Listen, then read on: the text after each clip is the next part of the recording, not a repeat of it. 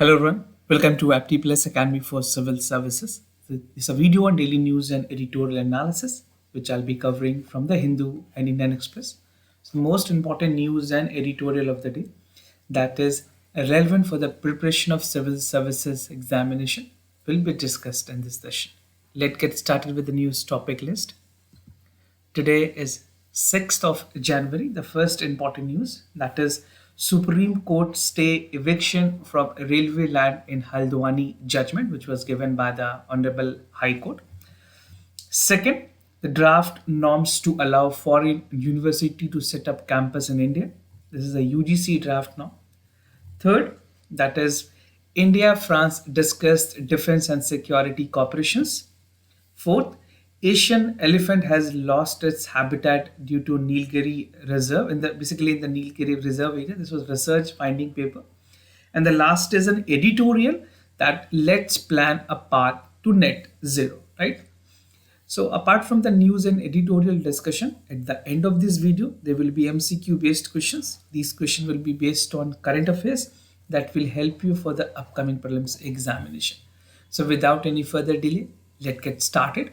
And before I begin this session, those of you who are new to our channel, do not forget to subscribe Apti Plus Academy for Civil Services on YouTube. If you like this video, if you find this video informative and helpful, do press a like button. Starting the session with the first news that is important for General Studies Paper 2 under the subtopic that is the structure, organization and function of executive and judiciary. So this is a very important news which is going to be relevant both for the prelims examination as well as the mains paper. There's an analysis part which is basically involved in the mains part. So recently, Honorable Supreme Court has stayed Uttara High Court decision where it has directed the authorities to remove encroachment from the railway land in Uttarakhand Haldwani region. So after the judgment which was there by the Uttarakhand High Court, there was a lot of protest that day और इस judgement को लेकर के supreme court ने काफी ज्यादा आपत्ति जाहिर की है. The apex court had issued a notice to Uttarakhand government and even the railway to on a plea challenging Uttarakhand High Court order and decision ordering the state authorities to remove the encroachment from the railway land in Haldwani Manpura area. So again, this is a conflict which is there and even the High Court, अगर बात करें Uttarakhand High Court की decision की, the Uttarakhand High Court has given a decision on a plea that was filed. So definitely on a plea such important, which is actually harming a lot more people cannot be taken. तो एक plea के basically behalf पे इतनी बड़ी decision Uttarakhand high court ने ली है, उसके खिलाफ सुप्रीम कोर्ट ने भी फिलहाल के लिए स्टे कर दिया.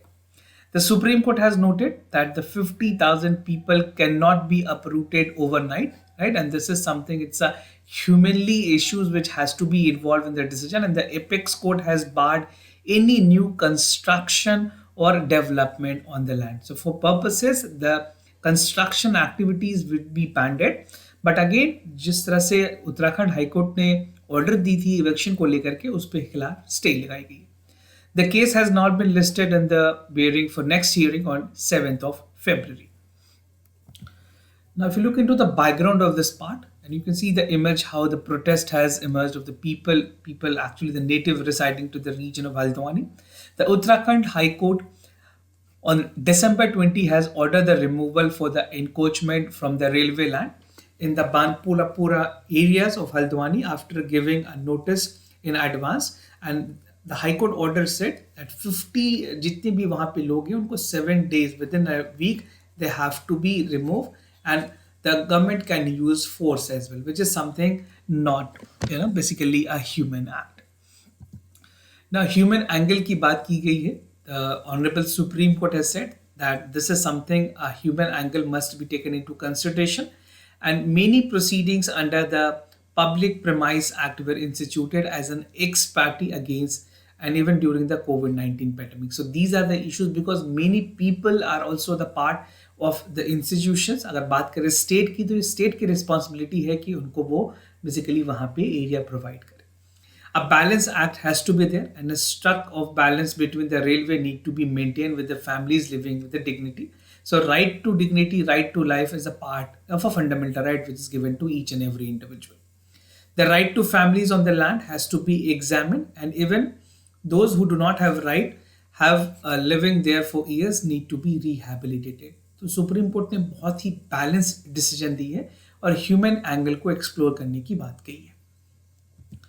Now, eviction and right to housing. Now, this is a topic which is very relevant for your examination person, and this is mostly for the mains examination point. तो आपसे analysis part में evictions के क्या क्या rules हैं, right to housing क्या, इसके बारे में सवाल डायरेक्ट पूछे जा सकते हैं. So this is the main thing as an aspirant of civil services you need to be aware of. बाकी चीजें बैकग्राउंड मैंने आपको बता दी, how things has happened, what is a development from the supreme court, how the high court has given the order. तो ये दोनों context आपने समझ ली. Now from the examination perspective you need to understand what is eviction right and right to house. So एक judgement को समझना पड़ेगा इसके लिए. 1985 की एक जजमेंट है, Ugla Tillis versus the Mumbai Municipal Corporations. The Supreme Court and other court has held that when carrying out eviction, the state must respect the constitutional right to life, livelihood, household, notwithstanding the absence of the legal title. Right? तो ये duty है state government की या फिर central government की, वो इस चीज़ों को देखे जो कॉन्स्टिट्यूशनल राइट एक इंडिविजुअल को दी जाती है. Even if you talk about the right that is already envisaged in the fundamental right, that has to be there, that has to be invoked and while taking any decision. Now the encroachment as a result of the state failure to discharge the constitutional obligations to provide basic socio-economic rights such as housing to the citizen, right? तो अगर किसी जगह पे encroachment हो रही है तो वो अपने आप में एक एविडेंशियल फैक्ट है कि स्टेट गवर्नमेंट ने वहाँ पे पूरी तरह से लोगों को रिहैबिलिटेट करने के लिए उनको basically the welfare programme, socio economic welfare programme is not working in a right direction. Now when it comes to eviction, specially the eviction that would make a home for the homeless, and even in the absence of the legal, it does not mean the resident without have any right and can even simply been put off of the land. तो ऐसा नहीं है, अगर किसी के पास papers नहीं है तो even for the constitutional rights that they poses, right, in terms of the fundamental rights, तो ये जो rights हैं उनको evoke करने की जरूरत है. And even if a decision is made by the High Court, it has to be taken into consideration by the state government as well. If you talk about the right to housing, the Constitution of India does not exclusively guarantee the right to house its citizen. It allows the space to interpret the existent in some ways. Now, there's a Model Tendency Act 2021. If you're suppose attempting this question in the mains examination, तो आपको इसके बारे में भी थोड़ी सी highlight करने की जरूरत है. The Modern Tendency Act of 2021 is to establish the rent authority to regulate the renting premises. Basically, ये बहुत ही latest laws अभी include की गई है. And it's basically this is there because to promote the interest of the landlord and even the tenants that provide speed. It aims to create a vibrant, sustainability and inclusive rental housing in the country. It enables the creation for adequate rental housing stock for all income group, addressing the issues and challenges. It will enable the institutions of renting housing by gradually shifting towards the formal market. So the government is trying to more institutionalize the thing so that it is work in the right direction. Now, under the provision of the act, a written agreement is mandatory between the property owner and a tenant. So tenant means the one who is actually paying rent for that household. Now, moving to the other news, draft norms to allow foreign university to set up campuses, something important for general studies paper 2 under the subtopic that is issues related to development and management of education and human resources. So UGC has recently unveiled a draft regulation, and this regulation is named as setting up of operation of the campuses of foreign university higher education institution in India. तो एक बहुत ही important basically draft लेकर के आई है UGC, which will be helping a lot more student in a future. So this will be notified at the end of the month after consultation and the feedback with the stakeholders. Now this is for the first time that the foreign university will be able to set up a campuses in India. As per the draft, varieties can also decide upon the admission process. जो fees structure है, ये सारी prerogative जो है वो universities की होंगी, and even to repatriate the functions back to the home. Now the foreign institutions will have an autonomy to recruit the faculty staff from India or abroad as per the recruitment norms. तो कोई ऐसी obligations नहीं है कि उनको सिर्फ Indian को recruit करना है. They can have the foreign people if they want. They can outsource them as well, right? So this is an important point, factually important for the prelims examination. Now about the draft, what is there in the main draft? This is relevant for examination purposes, both for the prelims as well as for the mains. So UGC draft noticed that the foreign university with campus on India can have a full-fledged full-time program in offline mode only, and no online mode will be provided for distance education will be there. So this will be a complete offline courses that the university will operate with. The UGC said that the foreign university and the higher education institution will need to have a nod from the UGC and to set up their campuses in India. The initial approval will be for 10 years, right, and will be renewed after every 9th year subject to meeting of the certain conditions. So और क्या-क्या चीजें extend की गई है? There's a point that has to be taken into consideration. First is about the cross-border movement fund under the FEMA Act. Freedom to hire the foreign faculties, ये university की prerogative होगी कि वो डिसाइड करें कि इंडियन यूनिवर्सिटीज में basically Indian professors रखने या फॉरेन के प्रोफेसर्स लाने. Initial approval of for 10 years, 2 years to set up offline campuses, no online campuses will be allowed, and UGC can inspect campus anytime. Now as per the draft rule, foreign universities shall not offer any such study program which jeopardize the national interest of India or the standard of higher education that is already operating in India. There will be 2 categories of foreign institution eligible to apply setting up the campuses. The university shall have a secured position of 500 on the top ranking of the universities and subject-wise global ranking of repute institution in their home jurisdictions. Regulatory framework की अगर बात करें, there's some regulatory framework that will be there. Entry of the higher rank varieties will provide international dimension to the higher education in the country, enabling the students to obtain foreign qualification at affordable cost, because the living cost and the rent which is there in the abroad is too high, even it is higher than the fee. So that is a problem. But now the Indian student can stay in India and have a foreign degree as well. Now this will make India an attractive global study destination as well.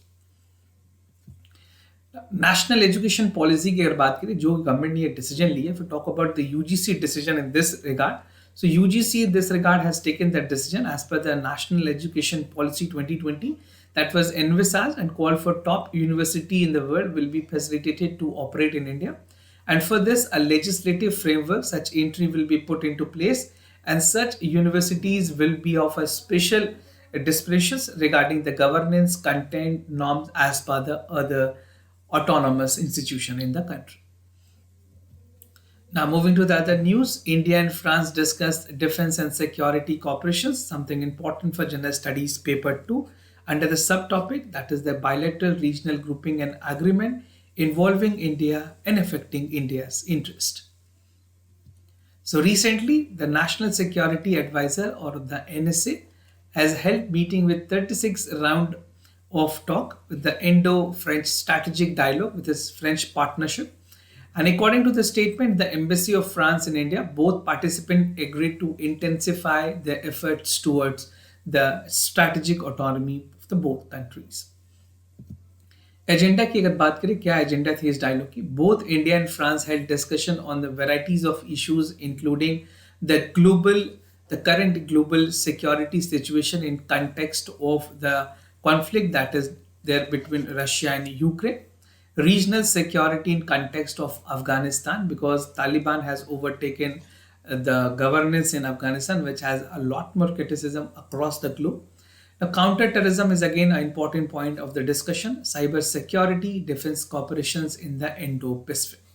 The agenda covered all aspects of Indo-French strategic partnership, which include the defense and security cooperations. Now, defense or security cooperations की अगर बात करें, both countries have a defense level ministerial dialogue as well. और कुछ important defense exercises की अगर बात करें, this is going to be relevant for the prelims examination per se.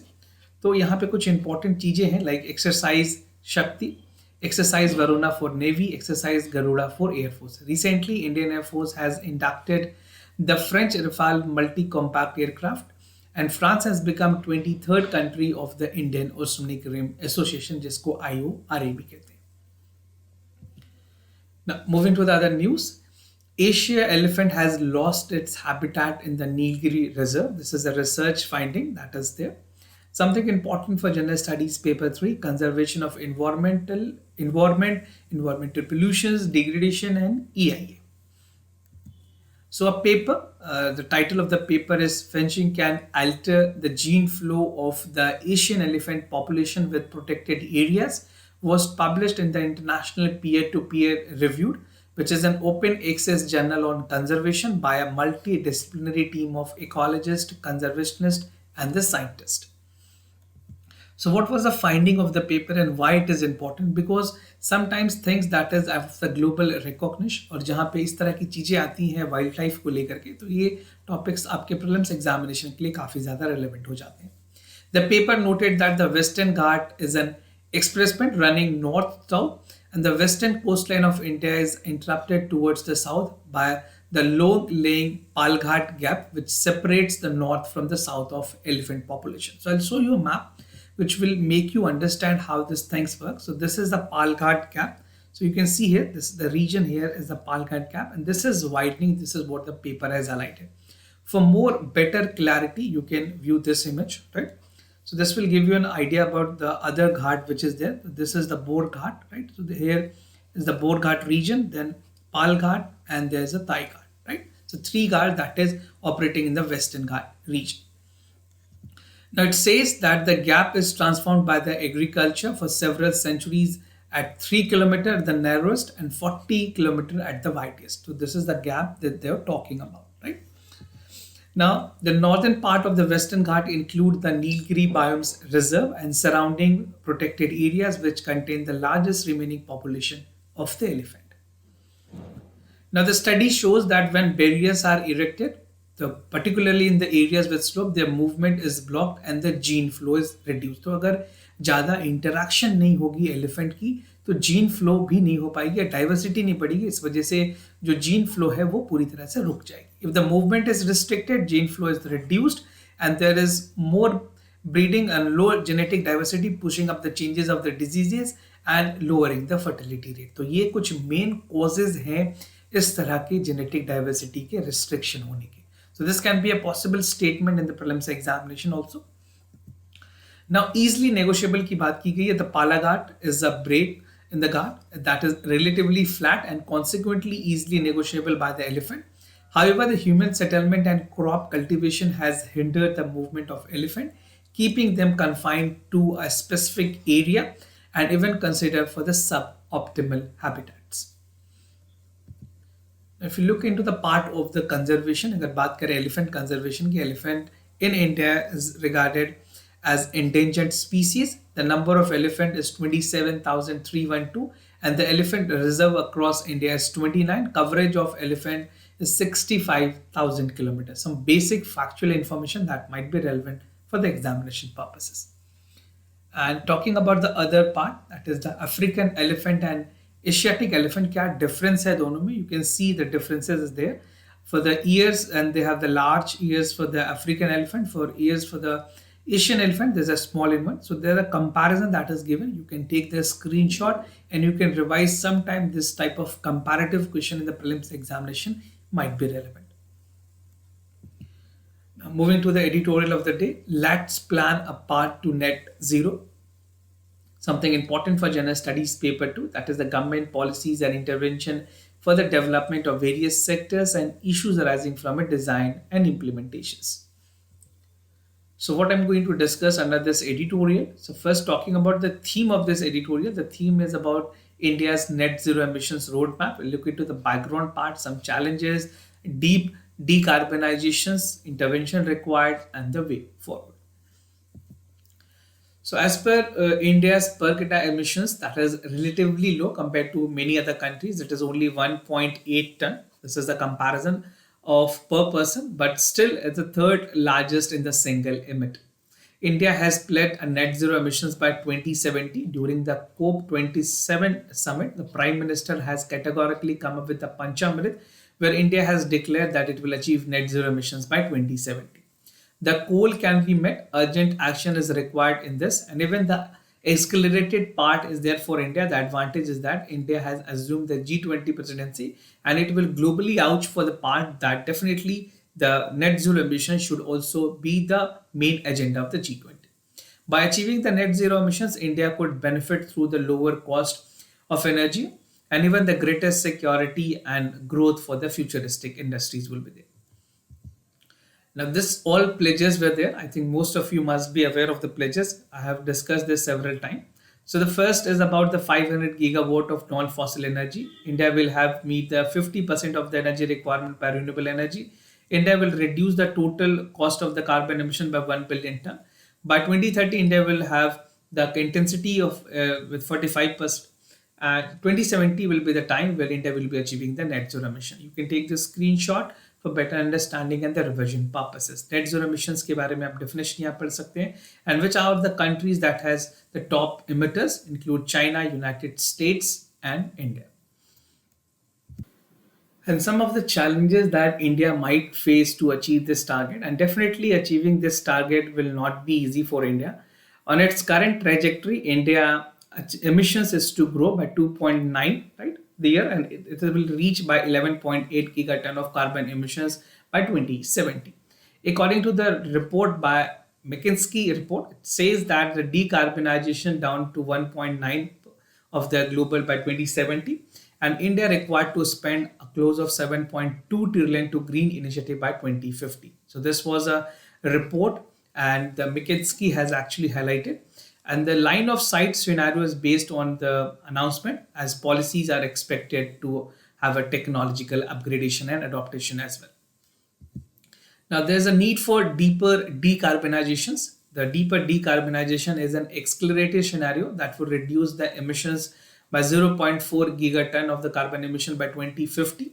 And under this scenario, India need to create 287 gigaton of the carbon space, which half of the global budget, and even change for the limiting global warming to 1.5 degrees Celsius, which is already the part of Paris climate change.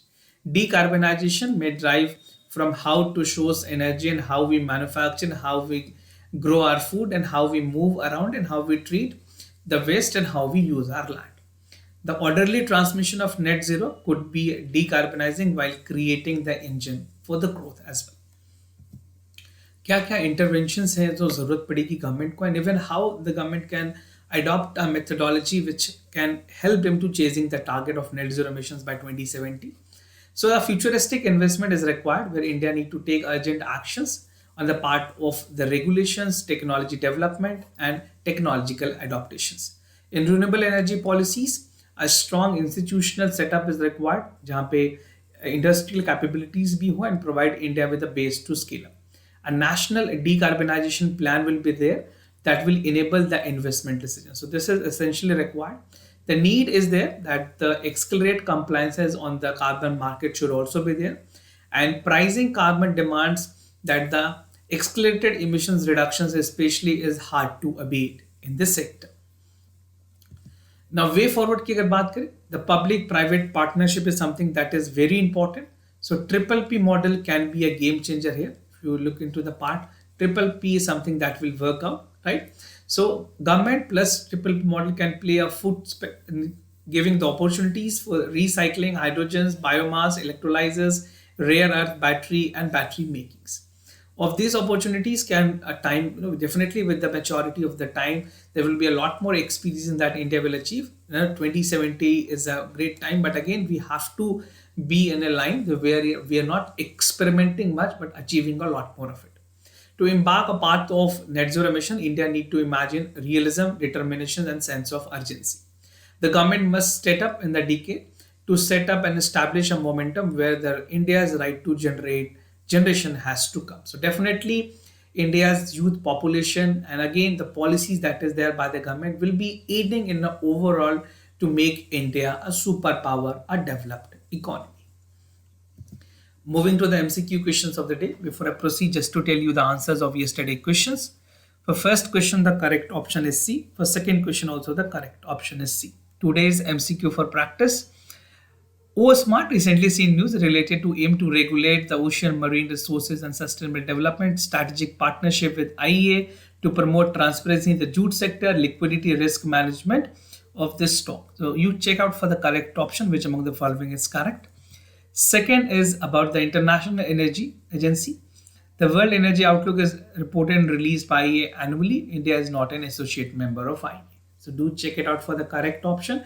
This type of agency index report are very much relevant for the UPSC prelims examination.